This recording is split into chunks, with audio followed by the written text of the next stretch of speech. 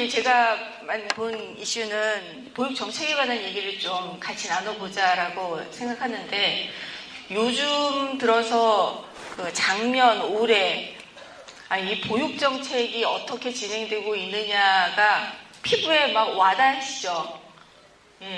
예전에는 별로 못 느끼고 있었던 건데 최근에는 너무나 가깝게 와닿아서 보육 정책이 어떻게 지금 제 하루하루가 다르게 나오는 이것들을 소화해내고, 이것이 갖고 있는 의미는 뭐고, 이것이 우리 조합에 미치는 영향은 뭐고, 우리 한 개인에 미치는 영향은 뭔지를 매일매일 분석하지 않으면 막 휘말려가고 말 것 같은 상황인 거예요.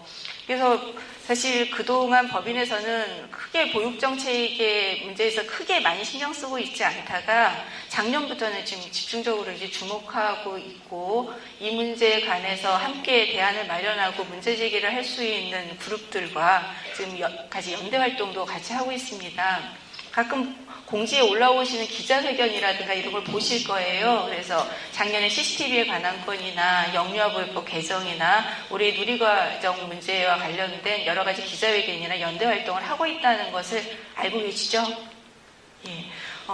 근데 이제 오늘 제가 이제 말씀드리고 싶은 것은 단 한 가지예요. 뭐냐면, 물론 여러 가지 말씀을, 정보를 전달할 것들은 많이 있는데, 한 가지 미리 한번 생각해 보시면서 제 이야기를 들어주십사 싶은 거는, 이제는 법인 차원에서 연대 활동이라든가 어떤 그 기자회견이나 이런 것을 갖고 액션을 취하거나 뭔가를 제안을 하거나 반대 활동을 한다거나 해라고 요구하거나 하는 것에서는 이제 힘이 버겁다.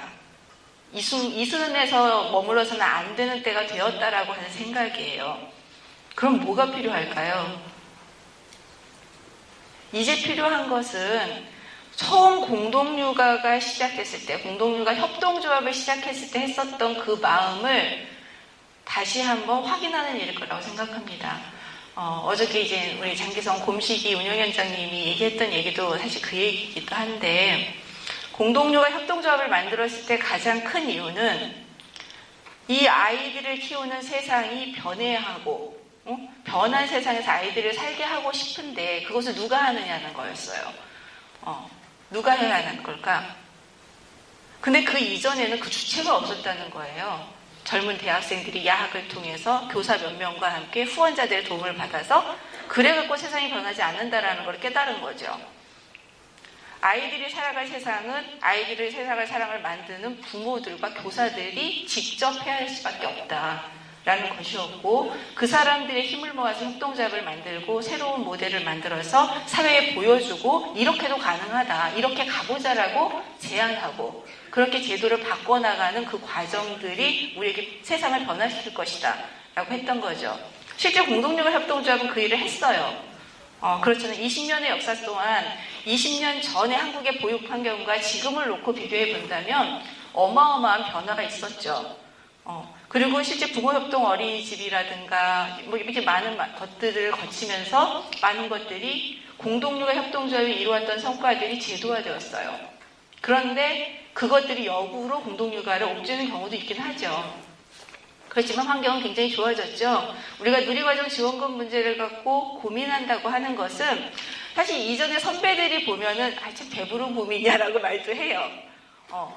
누리과정 지원금이 없을 때 냈던 부담들과 비교해보면 지금이야말로 정말 수월하게 아이를 키우고 있는 것인데 그거 갖고 뭐 이렇게 많은 고민을 하냐라고 얘기를 하고 있죠. 하지만 누리과정 지원금이라고 하는 것을 수많은 사람들이 받게 됐다라고 하는 현실 자체는 이 사회가 기본적으로 보육에 대한 인식이 변화해가고 있고 그 변화를 우리가 그동안 계속해서 요구해왔었던 결과라고 하는 거죠. 이런 변화를 우리가 앞으로도 계속 어떻게 이끌어 나갈 것이냐, 저는 그것이 앞으로 우리가 해야 될 또 하나의 과제가 아닐까 생각합니다.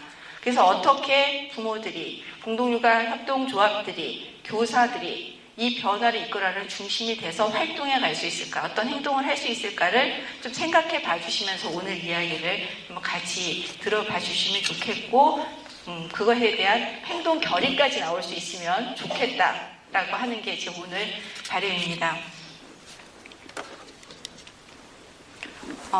사실 그 시작은 작년 이 자리에서 시작됐었어요. 어저께 우리 퍼포먼스 했었죠. 무슨 내용이었는지 기억나세요? CCTV보다 누리과정 지원금이 뭐라죠? 필요하다고 전해라. 기억나시죠? 여러 번 했으니까 외우셨을 것 같아요. 작년 이 자리에서는 이거 했었어요. CCTV에 관해서. 보이나요? CCTV 의무, 설치 의무와 반대를 이 자리에서 저렇게 함께 결의를 했고요. 그 다음에 한 일이 뭔지 기억나시죠? 서명운동 진행했고 그것을 가지고 해서 계속 얘기를 했어요. 물론 영유아보육법 진행하는데 CCTV를 설치 의무화가 이제 통과됐고요. 개정이 된 것은 참으로 속상한 일이긴 하지만 CCTV 논의하면서 조합 내에서 여러 가지 의견이 나온 걸로 알고 있어요. 어떤 의견 나왔던 걸로 기억하세요? 우리는 CCTV 설치를 한다 안 한다 해서 끝난 게 아니었잖아요. 우리는 안 할 수 있어.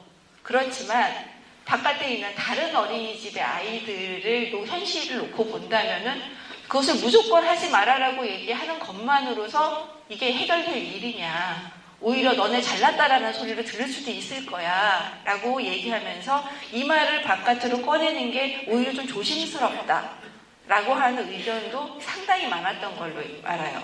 맞나요? 네, 그랬죠. 저는 이 마음 굉장히 중요하다고 생각해요. 우리만 누리는 것이 정말 좋은 것이냐라는 질문이었잖아요. 함께 누리는 걸로 가야 되는 건데 뭐 나만 하고 있다면 꼭 자랑질하는 것 같아서 미안하다는 거였죠. 저는 그 마음이 앞으로도 계속 좀 더 확장되고 확산될 수 있었으면 좋겠다라는 생각이 듭니다. 굉장히 좋은 경험이었다고 보고요. 이런 하나의 행동들을 일면서 결과가 나름 있었죠. 어떤 결과가 있었는지 기억하세요? 영유아보육법상에 단서 조항이 붙었어요. 보건복지부에서 이제 보육정책 국장하고 이제 면담을 하는 기회가 있었는데 그쪽에서 얘기하기로는 CCTV 법안에서 단서 조항으로 달지 않을 수도 있다라고 하는 단서 조항이 붙은 것은 다 너희들 덕분이다 라고 얘기하시더라고요. 우리들이 해놓은 성과예요. 안 달겠다라고 주장하는 사람들이 있었다는 거죠. 안 달겠다고 주장하는 부모들이 있는데 달라고 말하는 것도 웃기는 거죠. 그래서 단서 조항 틈을 만들었고 또 물론 법률적으로도 그런 단서 조항이 없으면 항상 문제가 생긴대요. 그래서 이제 그런 것도 있겠지만 어쨌든 우리가 길을 만들어냈다라고 하는 차원에서 그리고 길을 넓혀가면 된다. 그러면서 많은 사람들이 CCTV가 없어도 되는 어린이집을 동의하는 상황까지로 나갈 수 있도록 할 수 있는 방법은 뭘까? 이제 거기까지 나갈 수 있을 거라는 생각이 듭니다. 자, 이제부터 제가 간단하게 몇 가지 부분에서 좀 최근에 굉장히 많은 요구가 들어와요. 왜냐? 올해 4월에 뭐가 있죠? 총선이 있어요. 총선이 있는데 보육정책에 관한 안들을 달라라고 하는 굉장히 각고에서의 요구들이 들어오고 있습니다.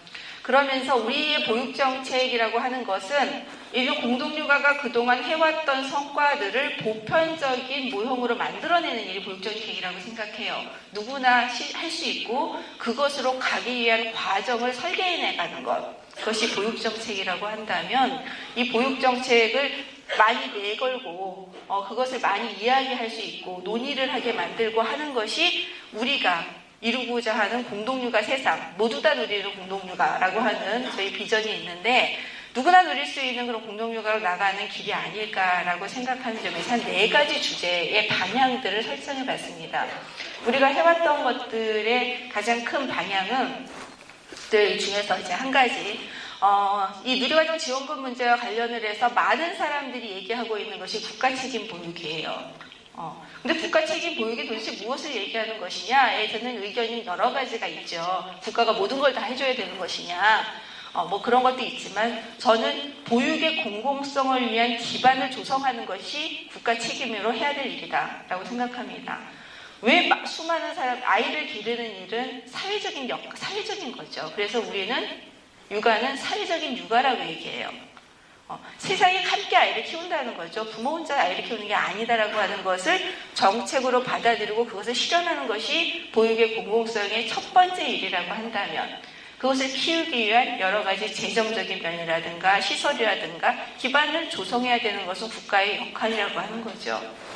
그런 측면에서 우리가 지금 가장 큰 고민을 얘기하고 있는 재정 계획을 수립할 때 미래를 담당하는 아이를 기르는 일을 우선순위에서 맨 뒤에 놓고 줄까 말까를 논의하고 있는 이런 상황 자체가 있어서는 안 된다라고 하는 거죠. 그래서 아이들을 우선으로 하는 재원의 우선 편성이라고 하는 것이 제일 먼저 들어가야 될 원칙이 돼야 될 것이라고 생각합니다. 그에 따라서 또 한편으로 이제 뒤에 가서 누리과정 얘기 또 다시 하긴 할 텐데, 누리과정 예산 경우도 중앙정부 예산으로 편성해야 될 거죠. 이건 국가사업이라고 하는 거죠. 그 다음에 국공립 어린이집을 전체 어린이집의 30% 수준으로 하면서 공보육이 전체 보육의 흐름을 이끌어갈 수 있도록 하는 거죠. 사실 우리 같은 공동육아 협동조합 입장에서 본다면 국공립 어린이집 수준도 사실은 마음에 안 차요. 마음에 안 차서 국공립 어린이집 늘린다고 하는 게 뭐 이렇게 중요한 문제야? 라고 생각할 수 있지만, 전체 보육, 어저께도 그 얘기 잠깐 나왔었죠. 전체 보육의 90% 이상을 민간 시장에 맡기고 있는 게 우리나라의 형편이에요. 그래서 수많은 아이들이 이 민간 어린이집에 다니고 가정 어린이집에 다니는 현실이 문제라고 하는 거죠. 근데 국공립 어린이집 수준은 이사장님들 얘기에서 나왔지만 우리 보육교사요, 공동육아 교사들도 가고 싶어하는 게 국공립이라고 하는 거죠. 급여도 높고 안정화되어 있고 이런 많은 고민들 하지 않아도 되니까 이런 기본적인 모델과 안정성을 가지고 있는 어떤 틀을 안정적으로 만들어 온다면 아래의 것들을 견인해내는 힘이 있을 것이다 라고 보는 겁니다. 어쩌면 그러고 나서 이제는 이 국공립 어린이집 모델도 사실은 저희가 좀 더 개선의 모델을 만들고 있기도 합니다. 또 하나는 우리 CCTV 정책과 관련을 해서 사실 우리 CCTV를 달지 않은 것만으로 만족하는 건가요, 지금? 거기서 머물러서는 안 되는 문제라고 생각해요. CCTV를 달지 않는 분위기로 전환해야 되는 거죠. CCTV를 달지 않는 것이 더 좋은 거야. 더 좋은 어린이집이야. 라는 얘기로 가봐야 된다는 거죠. 근데 지금 이 사회는 굉장히 우습게도 CCTV를 단 어린이집을 두고 믿을 수 있는 어린이집이라는 얘기를 해요. 이건 완전히 뒤집혀져 있는 거죠. 그렇다면 우리 다시 한번 뒤집어야 될 일이에요. 그래서 CCTV를 달지 않은 어린이집이 의무화됐으니까 CCTV를 달지 않은 어린이집에 대해서 더 지원하고 더 활성화를 할 수 있게 해주고, 심지어는 평가를 한다고 하면 가점을 줘야 되는 것으로 바꿔야 된다 라고 하는 방향이 저희는 굉장히 중요한 일이라고 생각합니다. 이런 많은 부분들 이제 보시면 이런 국가 책임 보육이라고 하는 영역이 이제는 하나가 있고요. 두 번째는 인권 보육입니다. 작년에 CCTV 논의를 하면서 가장 많이 언급했던 것들이 인권이었죠.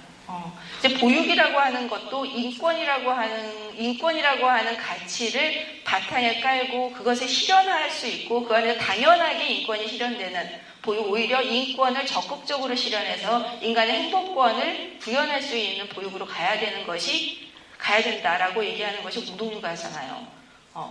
그렇기 때문에 인권 보육이라는 말을 작년부터 쓰기 시작했습니다. 근데 인권 보육이가 보통 이제 CCTV 문제를 얘기할 때 맨 처음에는 아동의 인권 얘기만 나왔었잖아요. 그 다음에 나온 것은 교사의 인권이었어요. 감시와 처벌이라는 구조 속에서 교사들을 살게 해서는 안 된다라고 하는 것이 두 번째 나왔죠. 근데 거기서 하나 더 나가야 될 필요가 있다고 생각해요. 그것은 부모의 인권이죠. 양육 주체로서 자신을 실현해 나가고 아이를 기르는 즐거움과 행복, 그 다음에 아이가 어떻게 성장하는지를 내가 알고 키울 수 있는 건 권리라고 하는 거예요.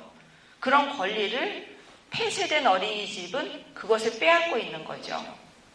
그렇다고 한다면 우리가 인권 보육을 얘기한다고 할 땐 아이와 교사뿐만 아니라 부모까지 포함된 이 3자의 행복 추구권이라고 하는 적극적 인권 실현이라고 하는 측면에서 문제를 접근해야 된다라고 하는 것을 정리하게 됩니다. 당연히 우리가 하고 있는 부모 참여 당연한 거죠. 이거 특별한 게 아니라 당연한 걸로 자리 잡아야 되는 거고요. 우리가 공동육아를 해오는 그 성과로 작년에 보건복지부에서 열린 어린이집이라고 하는 지침서가 나왔어요. 즉 우리가 하는 것보다 못한 수준이긴 하지만 굉장히 중요한 정책이 이제 세워진 거죠. 그것이 잘 실현될 수 있는 방향으로 이제 가도록 우리도 계속 푸시해 나가는 것들이 필요하고요. 당연히 CCTV 의무화 정책은 폐지하는 방향으로 계속 운동이 진행되어야 될 거고요. 또 중요한 것은 교사 대 아동 비율을 바꿔내는 것이 중요한 문제죠. 그렇게 하려면은 그것을 다 부모가 부담해야 되는 거냐? 라는 질문이 다시 돌아오는 거고, 그것에 대한 안정적인 교사 대 아동 비율을 유지하기 위한 지원책에 대한 문제도 연결돼서 나오게 될 거라고 봅니다. 그리고 또 하나 우리가 항상 노계회 할 때마다 고민하는 것도 아직 우리도 해결하지 못한 문제이기도 해요. 교사들의 쉼과 연구 시간을 어떻게 확보해 줄 것이냐. 근무 시간에 관한 문제를 상당히 어렵게 지금 풀고 있는데, 이런 것들을 해결하기 위한 보조교사라든가 여러 가지 지원 체계라든가 교사들 아동 비율 조정을 위해서 더 많은 교사들이 투입될 수 있는 기조를 만들어낼 수 있는 방법은 무엇일까, 이런 것들이 복합적으로 고민돼야 될 것 같습니다. 그리고 아이들에게는 아이들 스스로가 자율적으로 자기의 삶을 결정할 수 있는 존재라는 것을 인정하고 있는 자율권, 그것이야말로 아동의 인권을 보호하는 가장 중요한 기초라고 생각하고요. 아이들에게는 놀 권리, 쉴 권리, 심지어 숨을 권리, 그 모든 것들이 주어질 수 있는 이런 것들이 우리 보육 환경에서도 꼭 조성되어야 된다. 이 문제는 특별활동 문제하고도 관련되고 누리과정을 비롯한 여러 가지 교육 방식이나 체계, 프로그램, 이 많은 것들과 아이들의 하루 생활을 어떻게 볼 것이냐에 대한 논쟁하고도 연결되어 있는 문제입니다. 하지만 이 언어 자체에 대해서는 이미 동의들은 이루어지고 있는 것 같아요. 그것이 어떤 내용을 가지고 있느냐를 갖고 논의하는 수준으로 이미 사회는 변해가고 있다는 거죠. 공동육아는 이거를 이제 정책으로서 내세우지만 우리 안도 한번 살펴보는 시간이 필요할 것 같아요. 우리는 정말 아이들의 자율권과 놀 권리와 쉴 권리를 보장해 가고 있는 것이냐, 교사들의 인권을 보호하고 있는 것이냐, 제대로 실현하도록 노력하고 있는 거냐, 부모들의 인권 실현을 제대로 하고 있는 것이냐, 이 모든 것들을 우리 안에서도 한번 점검해 봤으면 좋겠습니다. 다음은 공동체 육아를 활성화한다라고 하는 건데요. 국가 책임 보육이 보육의 공공성의 기반을 조성하는 것이고, 그 안에 들어가 있는 사람들 한 사람 한 사람이 인권을 실현하면서 행복을 할 수 있는 권리를 실현하게 하는 공간으로 만든다는 것. 더 나아가서는 그러한 것들을 실현하는 공동체 문화를 이 사회에 조성하는 것. 그것이 공동육아가 그동안 해왔던 성과이기도 하고 이 사회에 제안하는 목소리의 중요한 한 측면이라고 봅니다. 이거는 이 사회가 굉장히 개인화되어 있고 시장화되어 있고 아니면 국가 중심적으로 국가 주도형으로 움직이고 있는 이런, 심지어 요즘 최근에는 전쟁과 군사화까지 진행되고 있는 이 상황에서 사회의 공동체성을 어떻게 살려낼 것이냐, 그리고 그나마 작게 만들어지고 이미 공동체적 사회관계들이 어떻게 이 사회 속에서 확장될 것이냐라고 하는 문제와 관련되어 있다고 봅니다. 아시겠지만 아까 이제 광주 아카데미도 이제 마찬가지 케이스이기도 한데요. 저희 법인에서 지금 하고 있는 사업 중에 하나가 돌봄 공동체 사업이에요. 가정 양육을 하고 계시는 분들의 품앗이 공동체를 만들고 그것을 지원하는 일인 거죠. 그 사업을 이제 같이 하고 있는데, 가정 양육을 하는 경우도 상당히 쉽지 않다는 걸 다 아실 거예요. 키우는 게 쉽지 않기 때문에. 그래서 이런 고립 육아를 해결하기 위한 공동육아 돌봄 공동체 활성화를 한다거나, 또는 국공립 어린이집이라고 해서 다 잘 되는 게 아니기도 한데 사회적 경제가 최근에 국공립 어린이집을 위탁 운영한다거나 아니면 그쪽으로 확장해가는 움직임들이 있습니다. 서울시가 적극적으로 하는데요. 이 사업의 공동육아의 어린이집 운영 원리를 이제 같이 결합하는 것을 작년에 진행을 했었어요. 그래서 이 방향으로도 한편을 진행하면서 더 많은 아이들이 함께 공동육아를 경험할 수 있도록 하는 겁니다. 또 하나는 협동조합 어린이집을 활성화하는 일, 이거는 저희 우리하고 직접적인 관계가 있는데, 이것을 저는 앞으로 총선이 있을 그 지역마다 가급적이면 국회의원 후보들 만나서 이 얘기를 많이들 하셨으면 좋겠어요. 이런 것들은 법률 방향으로도 이제 제정이 된다거나 조례화한다거나 이런 많은 것들을 통해서 지원책들도 마련할 수 있는 길들이 있습니다. 법인에서는 벌써 이제 몇 년 전부터 이 안들에 대해서 계속 제안해 오고 있었고, 그 결과가 이제 서울시에서 일부분이 반영되기도 하는 성과를 거두고 있긴 한데, 이것을 전국적으로 확산하고 좀 더 힘있게 나가기 위해서는 각 조합에서 이 일을 하셨으면 좋겠어요. 어렵지 않은 일이에요. 국회의원 후보 하나 초빙해서 너는 무슨 생각을 갖고 있느냐, 우리는 이런 게 필요하다라는 얘기를 하기만 하면 되거든요. 자리 한 번만 마련하면 되는 일인데 이런 것들이 함께 이루어질 수 있으면 좋겠다고 생각을 합니다. 다음은 초등 돌봄체계예요. 공동육아에서는 초등 아이들까지 같이 하고 있는 거 알고 계시죠? 방과 후, 지역아동센터, 대안학교까지 모두 관계하고 있는데 이것은 아이들의 성장 전부, 그 다음에 거기에서 어른들까지 함께하는 생애 주기 속에서 공동육아는 어떠한 삶의 흐름들을 만들어 나갈 것이냐라고 하는 질문과 연결되어 있습니다. 어린이집 하나에서 다 끝났을 경우에 오는 그 허허함, 그 다음은 어떻게 하지라고 하는 두려움, 이런 것들이 우리 안에 다 있는 건데 그런 것들을 이 사회의 초등 돌봄이 안정적으로 운영될 수 있다면 그런 고민들 굉장히 줄겠죠. 광주 아까 굉장히 편했겠다라는 생각 들었어요. 동네에 좋은 지역 아동센터 있어서 동네에 좋은 지역 아동센터 있는 것도 좋아요. 거기에 다 같이 보내면서 거기서 같이 해나가면 되는 거니까요. 또는 초등 돌봄 교실이 정말 괜찮다면 얼마나 좋겠어요? 정부에서 다 알아서 돈 주고 다 하는데 근데 그렇지 못한 거잖아요 지금. 그렇다면 이것을 제대로 하기 위해서는 뭘 할 수 있지? 저는 사회자협동조합이 그것을 위탁 운영할 수도 있다고 생각해요. 학교협동조합 속으로 만들어서 학교협동조합 만들자라고 운동하면서 거기서 위탁 운영할 수도 있어요. 지금 그런 움직임들이 곳곳에서 있거든요. 그런 것들을 조금만 마음 내고 또는 졸업생들을 좀 추동해서 그런 방향으로 움직여 나갈 수 있도록 하면 좋겠다. 내부적으로는 그런 바람이 있고요.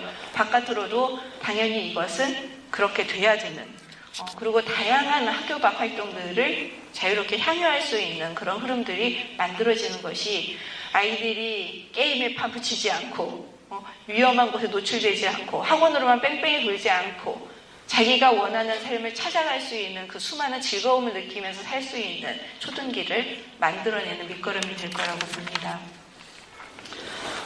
이 문장은 우리 정병원 선생님과 함께 쌍두마차를 이루는 이기원 선생님이 하신 말인데 공동육아는 정말 사람에 대한 일이라고 하는 거예요.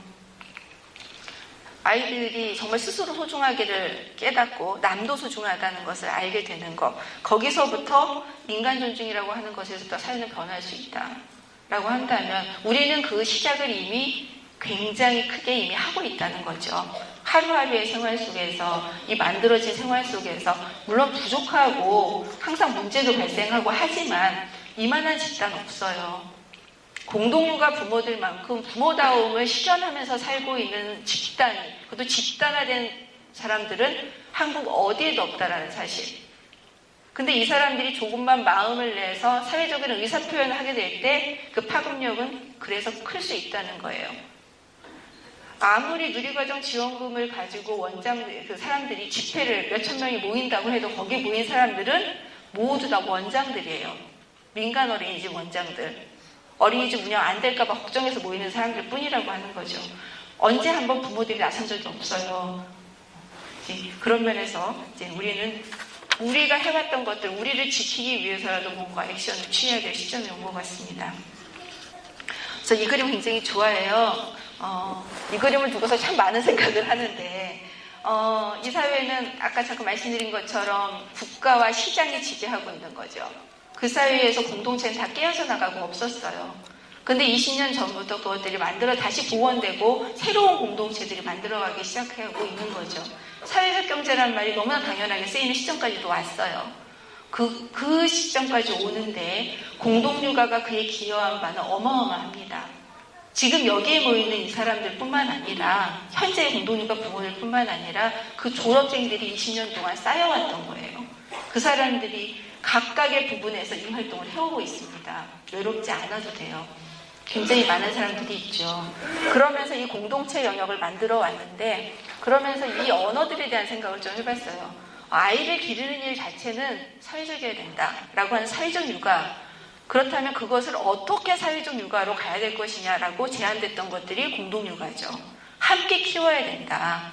아이를 함께 키우고 더불어 키우면서 이것들을 실현해 나가자라고 하는 제안이 공동육아였고 이 공동육아가 그동안 해왔었던 어떤 하나의 움직임이고 문화라고 운동의 모습으로 나타나는 것은 이 공동체성을 키워나가는 일이었다고 하는 거죠.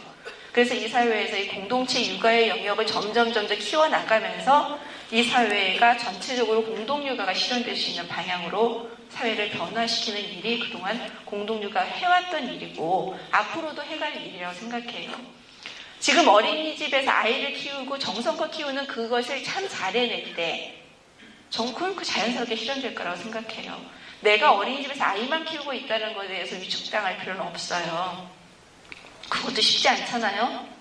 쉽지 않지만 그렇게 잘 키우는 일을 조금 더 내 아이를 잘 키우기 위해서라도 사회는 변해야 되고 정책은 바뀌어야 된다라고 하는 시점에 왔기 때문에 이제 내 아이를 위해서 좀 힘을 내보시길 바랍니다. 이제 하나하나 현안들 우리에게 왔던 거 한번 브리핑을 해보도록 하겠습니다. 우리 영유아보육법 개정된 거 아시죠? 부모협동 어린이집이란 말 이제 쓰지 않게 됩니다. 거기에 날짜 써 있는데 8월부터는 협동 어린이집이라고 하는 말로 쓰이게 될 거예요.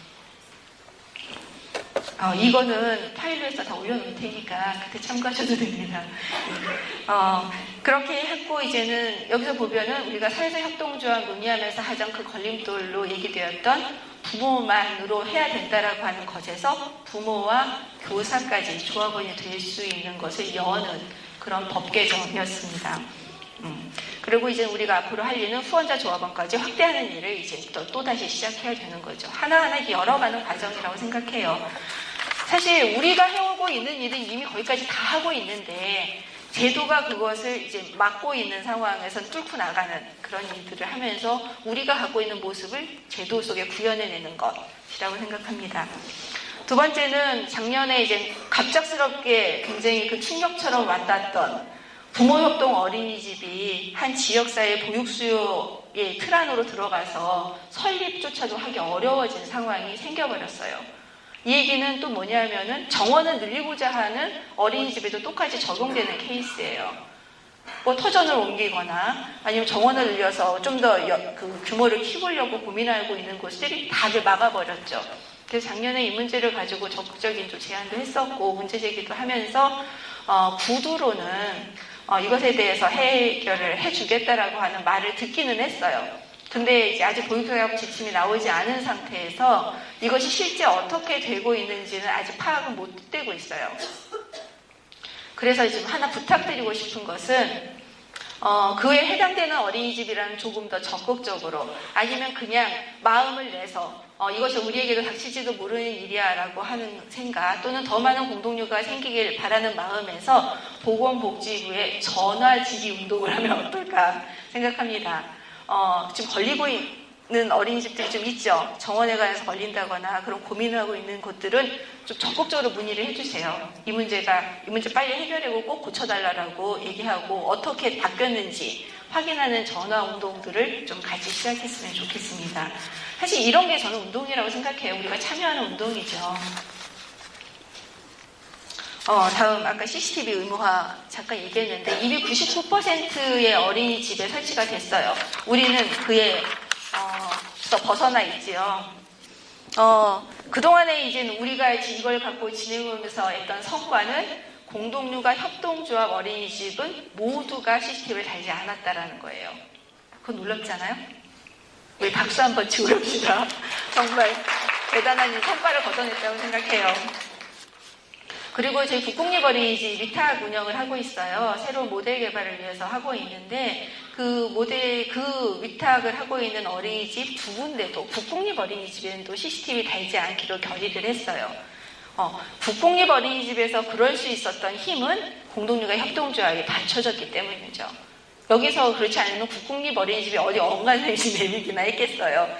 그런데도 그렇게 할 수 있었어요. 작년에 이제 CCTV 설치하지 않는 운동들을 이제 벌여나가면서 그 다음은 어디로 가야 될 것이냐에 대한 고민을 좀 했습니다. 그런데 이제 우리 안에도 했던 논의도 있고 해서 CCTV를 설치하지 말자라고 하는 운동을 전면으로 내걸는 것은 오히려 좀 사회적으로도 우리 마음에서도 그렇게 편치 않은 그런 것들을 좀 발견했죠. 그래서 오히려 CCTV 문제를 좀 안으로 집어넣으면서 좀 더 긍정적이고 적극적인 액션을 취하는 운동의 방향으로 나가야 되겠다라고 생각했습니다. 그것은 뭐냐면 우리가 하고 있는 부모 참여의 활동, CCTV 문제를 갖고 논의했던 인권에 대한 고민들, 뭐 이런 많은 그리고 이런 결정들 이 모든 것들을 사회적으로 알려나가는 일을 하는 거죠. 이렇게 가능도 하고 이렇게 하면은 CCTV 안 달고도 잘할 수 있어 라는 얘기들을 이제 얘기를 걸기 시작을 하는 운동을 진행했으면 좋겠습니다. 이거는 저희 혼자 할 일은 아니에요. 연대 활동으로 진행할 거고요. 발도르프 어린이집이라든가 이런 데서도 이렇게 CCTV 달지 않은 어린이집들이 있어요. 그런 곳들 다 찾아서 같이 참여할 수 있는 운동으로 추진해 나갈까 생각하고요.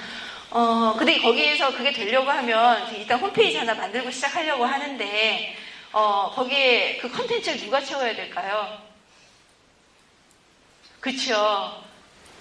맞아요? 그 어린이집 하나에서 있었던 성과나 사진이나 어떤 액션이나 이런 것들을 성과를 올려주지 않으면 이건 전혀 아무것도 할 수가 없어요. 법인은 할 수 있는 게 별로 없어요. 그래서 부탁하건대 이 운동에 동의하시나요? 예, 감사합니다. 동의하시면 여기에 자료 올려주시겠어요? 예, 결정해 주신 거예요? 예, 그럼 추진하겠습니다. 이제 조만간 홈페이지 만들고 다시 연락 드릴 테니까 미리 자료 준비했다가 빠르게 이것을 올려주시기 바랍니다. 됐죠? 네, 이제 하나 됐고요. 어저께 이제 나온 얘기, 이사장 본가에서 나온 얘기 중에 하나가 CCTV 달지 않기로 결정한 이후에 그 다음에 이제 매년 새로운 사람들이 들어오는 문제가 발생하잖아요. 그러면 거기 동의를 얻어야 되는데 거기에 대한 대비책은 다 마련하셨죠? 예, 어떤 식으로 대비책을 마련했는지에 관해서도 얘기를 주시면 그것들을 가지고 저희는 공동류가 이렇게 하면 아직 대책을 못 세우신 곳에서도 이제 자료를 전달해 드리고 하는 자료 교류 활동들을 하면서 공동 행동의 형식으로 한번 만들어 보려고 합니다. 괜찮겠죠? 예, 저 도와주세요. 다음입니다. 우리 무리의 현안, 그리고 좀 보조금. 뭐 얘기는 다 하니까 넘어가겠습니다. 이것도 다 아시죠? 누리과정 보조금이 단지 부모에게 주는 보육료만의 문제가 아니라는 거. 이미 누리과정 지원 문제를 둘러싸고 이미 운영비 주로 어린이집에 들어가는 게 있고 누리과정 담당 교사들 위한 담당 교사 처우 개선비 형식으로 들어가고 있는 것들이 있어요. 지금 이미 누리과정 문제를 닥치고 있는 곳에서는 고민하면서 이 처우 개선비가 나오지 않으면 어떻게 하지? 운영비가 나오지 않으면 어떻게 하지라고 하는 고민을 하고 계실 거라고 생각해요. 어제 오늘 계속 이제 이사장님들이나 조합원들의 이야기를 들으면서 이 현실이 실질적으로 공동육아 운동에는 굉장히 치명적인 이 상황이 치명적인 영향이 되고 있구나라고 하는 걸 다시 한번 확인했습니다. 실제 경영이 어렵거나 아이들 수가 좀 적거나 이렇게 어려움에 있는 조합들 경우에는 누리과정 지원금이 없을 경우에는 자칫 어린이집을 중단해야 될 위기까지도 갈 수가 있는 상황이다라고 하는 게 좀 드러나고 있고요. 그렇지 않은 것도 부모들의 부담금이 이렇게까지 올라갈 수밖에 없는 상황이라고 하는 건 끔찍한 일이죠. 이건 말이 안 되는 거라고 생각하고요. 그렇다면 이 문제를 어떤 관점에서 바라봐야 될지 한번 재정리하고 우리는 어떤 액션을 취할 것이냐 생각해 보는 게 순서일 것 같습니다. 누리과정 문제와 관련을 해서 아마 많이 그 자료를 접해보셨죠? 카드 뉴스도 보셨을 거고 각각의 기자회견 내용도 읽어보셨죠? 맞나요? 아마 다 보셨을 것이라고 생각합니다. 그런데 그동안 우리가 어떤 태도를 취해왔는지 한번 생각해 봤으면 좋겠어요. 일단 돈을 주는 거야 마는 거야? 라고 하는 생각 제일 많이 했죠. 안 주면 어떡하지? 굉장히 불안해 하셨을 것 같아요. 벌써 3년째 들어오고 있잖아요. 이 상황이. 부모들을 3년 동안 내내 불안에 떨게 하는 정부인 거예요. 그러면서도 문제 해결은 되고 있지 않죠. 그렇다고 한다면 이 문제를 근본적으로 파고 들어가면서 찔러대는 어떤 운동이 필요하다. 이제 더 이상 참을 수 있는 단계는 넘어간 것 같아요. 참지 말고 움직이자라는 제안을 위해서 이 얘기를 드리는 겁니다. 일단은 아까 말씀드린 대로 국가 책임 보육, 육아는 가장 중요한 국가 또는 한 사회가 책임져야 될 일이다라고 하는 인식, 그것이 밑바탕에 없으면 할 수 없는 얘기라고 생각해요. 국가 책임 보육을 명확하게 해라. 그리고 심지어는 대통령 공약으로까지 나왔던 상황이고 그 공약은 실제 이 정부가 들어서게 하는데 혁혁한 공을 세웠죠. 사람들이 그만큼 원했었더라고 하는 거예요. 수많은 사람들이 원했고 진보 세력들이나 심지어는 민주당조차도 이것을 자기 공약으로 내세우고 있었던 그런 것들을 공약으로 가져가서 대통령이 됐는데 그것을 하지 않는다라고 하는 거죠. 이런 많은 상황들 다시 한번 복귀하는 게 필요하고요. 두 번째는 이 문제는 단지 지원금의 문제가 아니라 유보통합이라고 하는 꽤 오랫동안 진행되어 왔었던 유치원과 어린이집의 통합, 유아교육과 보육의 통합이라고 하는 정책 방향과 연결되어 있습니다. 아시겠지만 누리과정 자체가 그것을 통합하는 교육과정으로 만들어진 것이고 그것을 교육과정화 시키면서 교육청에다가 넘긴 거죠. 교육과정이기 때문에 넘겼었던 것이고 그것을 실현하기 위해서 교육청에서 돈을 내라라고 얘기가 된 거죠. 이건 교육에 관한 일인 거예요. 그래서 이것은 유보통합의 방향이 어떻게 진행되는 것이냐라고 하는 문제와 관련해서 깊게 생각해 봐야 될 문제이기도 합니다. 그 다음에는 이 싸움은 기본적으로 지방정부, 중앙정부와 지방정부의 힘싸움이기도 해요. 이 사회가 지금 지자체가 자리를 잡아가고 있고 한 사회의 자율성이 높아져 가기 시작하고 있는 이 시점에서 중앙정부가 예산을 통해서 지방정부의 행동을 컨트롤하고자 하는, 통제하고자 하는 움직임이라고 하는 거죠. 그렇다면 자율성이라든가 한 집단의 독립성이라든가 자율적 결정을 중시하는 공동육아는 어떤 태도를 취해야 될 것이냐에 대한 질문을 할 수 있을 것 같아요. 저희는 기본적으로 중앙정부 재정과 지방정부 재정은 분리해야 되는 게 맞다고 보고 있고요. 그것의 독립성을 최대한 인정해가는 방향에서 중앙정부는 지방정부를 도와야 하는 것이다 라는 생각을 갖고 있습니다. 중앙정부가 해야 될 일과 지방정부가 해야 될 역할은 다르다고 하는 거죠. 지금 그런 측면에서 이 문제를 바라볼 필요가 있다라고 생각합니다. 또 하나는 우리는 부모라고 하는 거예요. 부모는 단지 어린이집만 보내는 아이를 갖고 있지 않죠. 근데 이 중에 초등 아이들 있으신 분 손 한번 들어보시겠어요? 조합원들 중에서 한 3분의 1 정도는 초등 아이들이 있을 거예요. 그런데 지금 교육청에 대한 예산을 주지 않고 있는 이런 상황들에서 문제는 뭐냐? 학교 교육조차도 위기에 빠질 가능성이 높은 상황으로 전개되고 있다는 거예요. 지금 상황은. 되게 우울한 얘기만 지금 계속하고 있죠? 우울해지지 맙시다. 우리는 이딴 거 갖고 우울해지면 안 돼요. 우리는 여기서 잠깐 이게 보면 언제 공동육아가 한 번이라도 공동육아가 완전히 제도권 안에 있었던 적이 있었던가? 있었나요? 몇 년이나 됐을까요? 지금도 완전하게 제도권 안에 있나요? 하라는 대로 하나요? 그렇게 하세요? 아니잖아요. 어제 역사 얘기 들었을 때 해송유아원, 해송아기둥지 항상 제도와 법보다 앞에 있었어요. 그것의 모델을 만들었죠.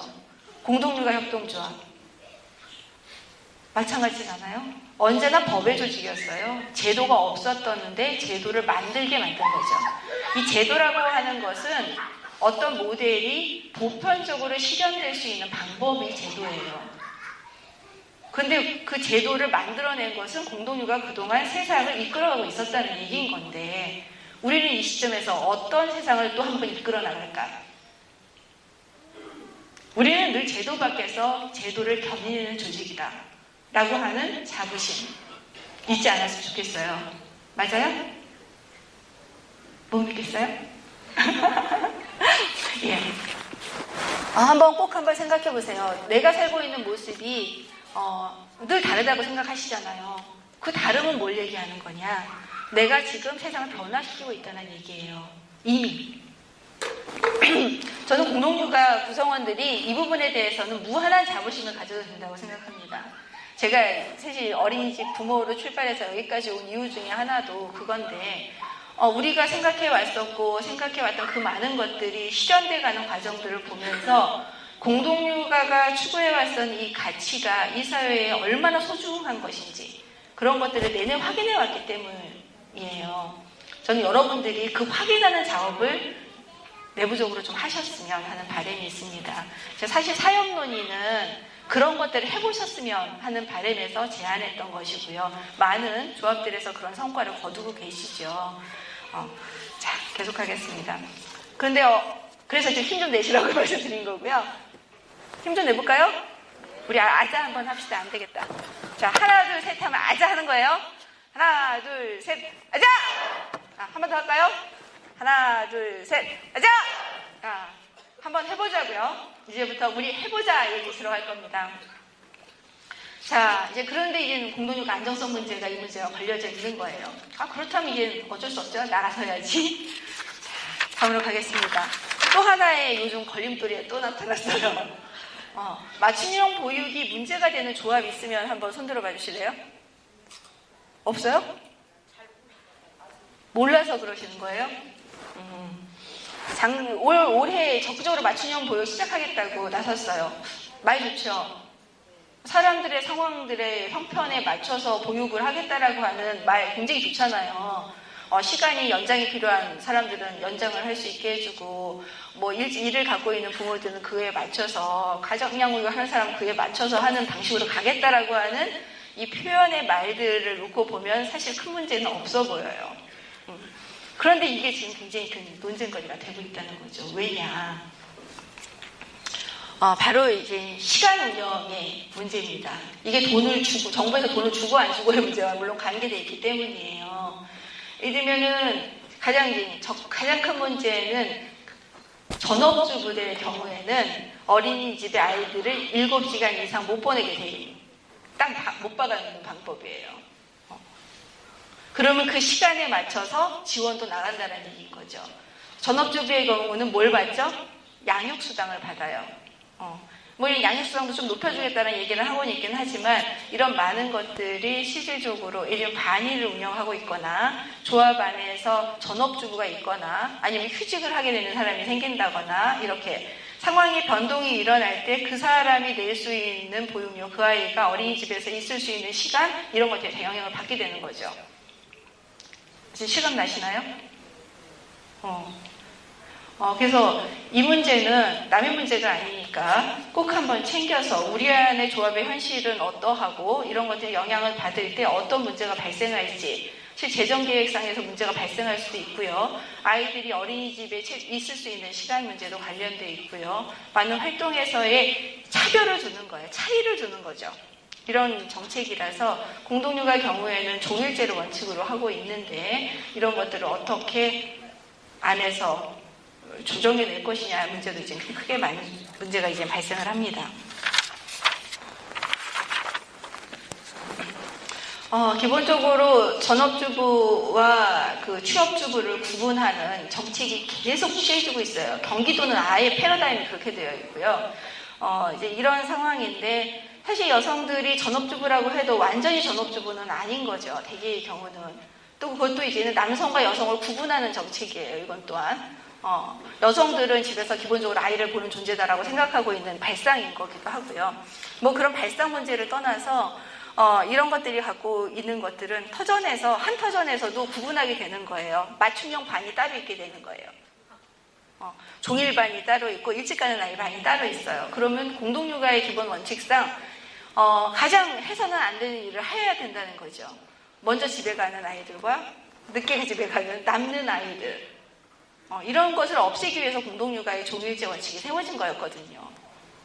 그런 것들이 막 뒤흔들리게 되는 문제가 생기고 어린이집 운영 문제까지 발생할 수 있다라는 점을 한번 유념해 주시면 좋겠습니다. 다음 아까 말씀드린 유보통합에 관한 문제예요.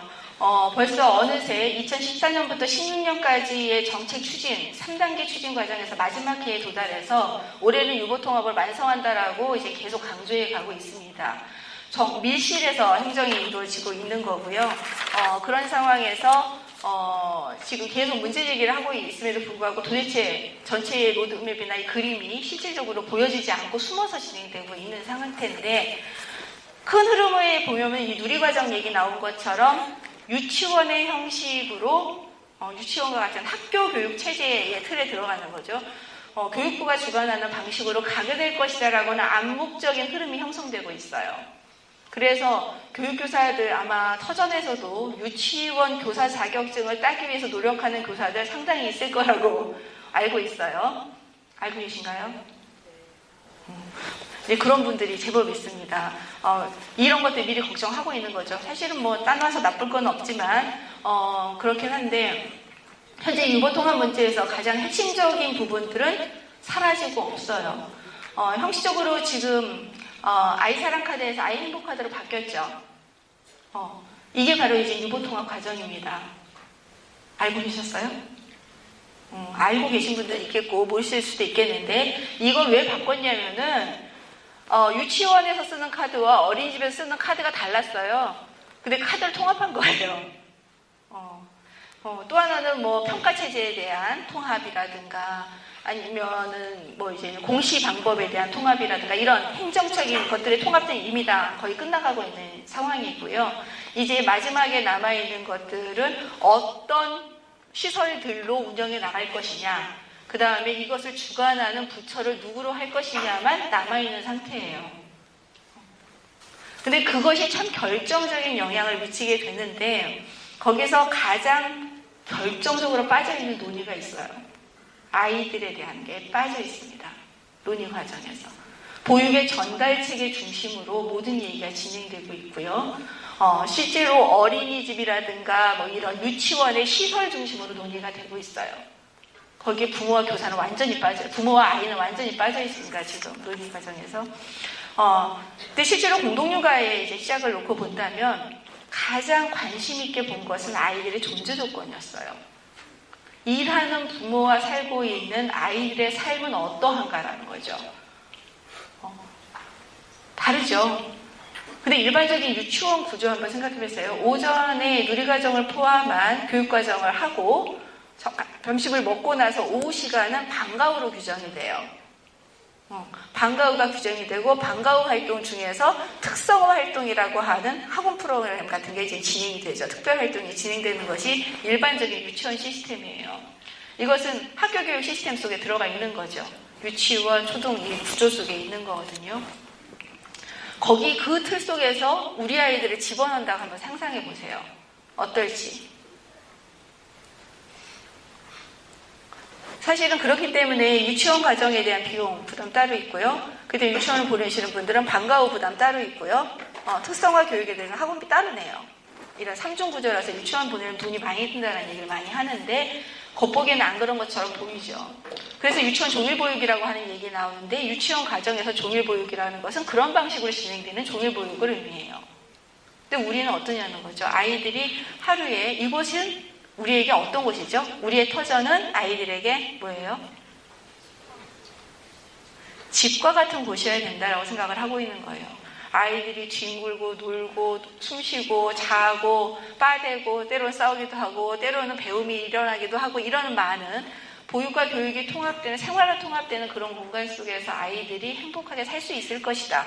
실제 그렇게 살고 있는 거고요. 이런 것들이 무참하게 깨질 수 있다라고 하는 거죠.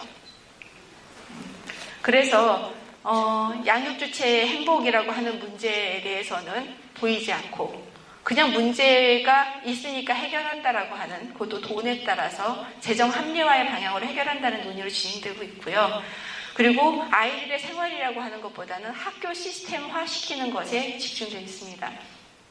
누리과정 또한 사실 그것 때문에 문제가 되고 있는 거잖아요. 그런데 이제 왜 정말 우스운 거는 한국의 학교 시스템이 괜찮나요? 학교 시스템이 괜찮다고 한다면 왜 수많은 아이들이 자살을 하고 학교를 그만두고 이런 일이 벌어지냐는 거예요. 끔찍한 상황이 있는 게 한국의 학교 현실인데 그럼에도 불구하고 유아들마저도 학교 시스템 안에 넣고자 하는 것들이 현재 진행되고 있는 논의라고 하는 거예요. 그래서 이 문제에 대해서 이제 적극적으로 문제제기를 하려고 생각하고요. 진행하고 있습니다. 그래서 아이와 부모의 요구에 상황에 맞는 형태들을 유지하게 하는 것들이 현재는 저희가 갖고 있는 단기적인 목표예요. 왜냐하면 이 전체적인 흐름을 다 뒤집기에는 사실 버겁기 때문에 일단 우리가 갖고 있는 이 틀, 이 시스템을 유지하고 틈을 만들어내는 일에 집중하려고 생각합니다. 좀 아쉽긴 하지만 좀 어쩔 수 없는 상황이라고 생각하고요. 그것에 대해서 함께 발언하고 할 때 적극적으로 좀 참여해 주실 거죠? 네, 고맙습니다. 그리고 사실 우리의 현장에 관한 자부심 계속해서 가지셔도 괜찮은 것이 이 유보통합 논의에서도 다시 한번 발견되는 것 같습니다. 우리 공동묘가 우리가 지금 추구하고 있는 건 그렇죠. 이 안에 구성원들이 서로 믿고 협력하자라고 하는 데서 출발하는 사람들이잖아요. 부모와 교사들이 서로 믿고 협력하는 그런 속에서 아이들은 함께 크는 곳이죠. 그 속에서 그것을 바탕으로 해서 우리는 더불어 사는 세상 만들기를 해보자라고 모였습니다. 이 사진은 신촌 우리 어린이집 옛날 터전 사진이에요. 이 속에 저도 있기 때문에 나온 건데 여기 뭐 굉장히 다양한 그룹이 이 안에서 모여서 있습니다. 뭐 저는 부모도 있고요, 교사들도 있고요. 그 다음에 나중에 교사가 된 조합원도 있고요, 아이들도 있고요. 그 다음에 정병원 선생님도 계세요. 여기 계신 분이 이게 정병원 선생님이신데 그 옆에 계신 분은 정병원 선생님 어머님이세요. 어머님이신데 이분이 나이가 드셔서 일을 그만두신 후에는 어린이집에 가서 이야기책 할머니 활동들을 계속 하셨어요. 이런 것들이 우리는 계속해서 해왔다고 하는 거죠. 우리 안에서 이런 수많은 사람들이 함께 어우러져 사는 공동체의 모습들이 세상으로 확산돼가는, 그리고 우리 안에서 그것들을 즐겁게 해나갈 수 있는 그런 환경들을 계속 만들어 나가기 위해서 안으로 법인에서는 적극적으로 돕겠고요. 어제 이사장문과에서도 얘기했었는데 현장 지원에 대한 체계를 좀 재정비했습니다. 그러니까 적극적으로 활용하시고요. 도움, 좀 어려움이 있으면 그냥 상의하세요.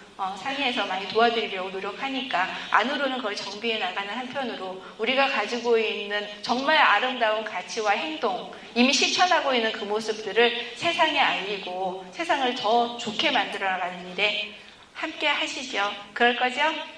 예, 다들 여기까지 하겠습니다. 수고하셨습니다.